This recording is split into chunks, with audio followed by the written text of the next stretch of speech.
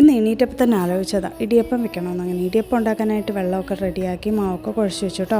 അത് കഴിഞ്ഞ് എൻ്റെ ഇടിയപ്പച്ചെമ്പിന് ഇടിയപ്പത്തട്ടി ഞാനെല്ലാം റെഡിയാക്കി വെച്ചു. ഇടിയപ്പച്ചെമ്പ് കഴിഞ്ഞ വർഷം കത്തിപ്പോയി, മൊത്തം കത്തി ഉരുകി വലിയൊരു അപകടമാണ് കേട്ടോ ഒഴിവായത്. അങ്ങനെ ഇടിയപ്പച്ചെമ്പൊക്കെ ഞാനൊരു ഉടായ്പ രീതിയിൽ ഇടിയപ്പച്ചെമ്പ് റെഡിയാക്കിയിട്ടുണ്ട്. അപ്പോൾ ഈ ഒരു ഇടിയപ്പമൊക്കെ പീച്ചി എടുത്ത് കഴിഞ്ഞപ്പോഴത്തേക്കിനും എനിക്ക് ഇച്ചിരി പണിയായിരുന്നു കേട്ടോ. അതൊക്കെ കഴിഞ്ഞിട്ട് നമ്മളിതേ ഗ്രീൻ പീസ് സ്റ്റൂ ആണ് വെച്ചത്. ഗ്രീൻ പീസും നമ്മുടെ ക്യാരറ്റും എല്ലാം കൂടെ റെഡിയാക്കി കറിയാക്കുക എന്നുള്ളതായിരുന്നു എൻ്റെ അടുത്ത പരിപാടി. അങ്ങനെ അത് ഇടിയപ്പം എല്ലാം റെഡിയാക്കി വെച്ചിട്ടുണ്ട്. അപ്പോൾ അതേ ഇതിനകത്തേക്ക് ഞാൻ മസാലപ്പൊടി എന്ന് പറയുന്നത് ഇങ്ങനത്തെയാണ് ഇടുന്നത്. നല്ല ടേസ്റ്റ്, ഒരു ബീഫിൻ്റെ ടേസ്റ്റ് കിട്ടും കേട്ടോ ഈ കറിക്ക്.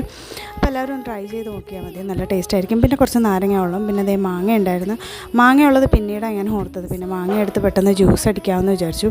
അങ്ങനെ മാങ്ങ എടുത്ത് നല്ലൊരു ജ്യൂസും ആക്കി, കുറച്ച് പാലും കുറച്ച് പഞ്ചസാരയും കുറച്ച് പച്ചവെള്ളവും കൂടെ ഒഴിച്ച് കഴിയുമ്പോൾ നല്ല അടിപൊളിയായിട്ടൊരു ജ്യൂസും കിട്ടും. അപ്പോഴത്തേക്കും നമ്മുടെ കറിയും റെഡിയാക്കിയിട്ടുണ്ടായിരുന്നു, അത് അരച്ച് ചേർത്തു. പിന്നെ ഇത്രയേ ഉള്ളൂ, ഒരുപാട് വിഭവങ്ങളൊന്നുമില്ല. ഞാൻ പോട്ടെ, ടാറ്റാ.